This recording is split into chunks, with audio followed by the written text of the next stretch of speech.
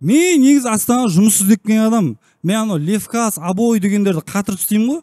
Содан осы жақтағы класстасым Гапон айтты, қасыңа бір жас жігіт алып ал көмекке. Ана объявлениеге кірсең толып тұр, звондасаң жетіп келеді деді.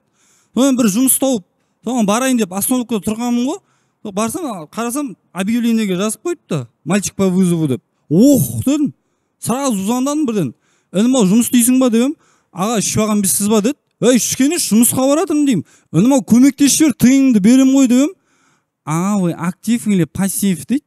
Ой, актив, інім осы номер ғой дедім. Хорошо аға, онда Ақмешіт көшесінде салонда отырмын, кеп ап кет дейді. Кең ауызсыз жап-жас подсобник балдар салонына машина қарайтын болған ба деп. Келсем салонға неше түрлі машиналар, арзан, новый, тоқпен жүреді деймін ау, отпен жүреді, сумен жүреді, неше түрлі бар екен енді. Криша кетіп қалды, проценті де аз екен, любой банкпен жұмыс істейді. Осы жерден бір машина алсам ба екен, рассрочка деп тұрым. Жаңа жігіт звондады. Аға мен босамай жатырмын, басқа жерге кетіп баратырмын. Қыздар нетке кіріп, басқа бала шақырып алсаңызшы деді. Қыздар нетінес, маған ұлдар керек қой дедім. Аға, ояқта ұлдар да бар деді.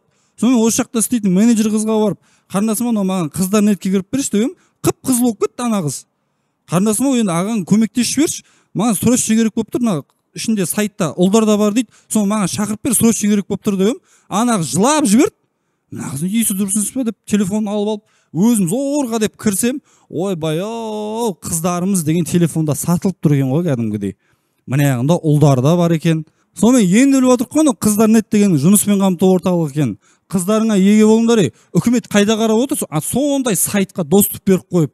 Енді ананың ішіне кірсең бар ғой, неше түрлі қыздар бар. Вдвоем к тебе деген вообще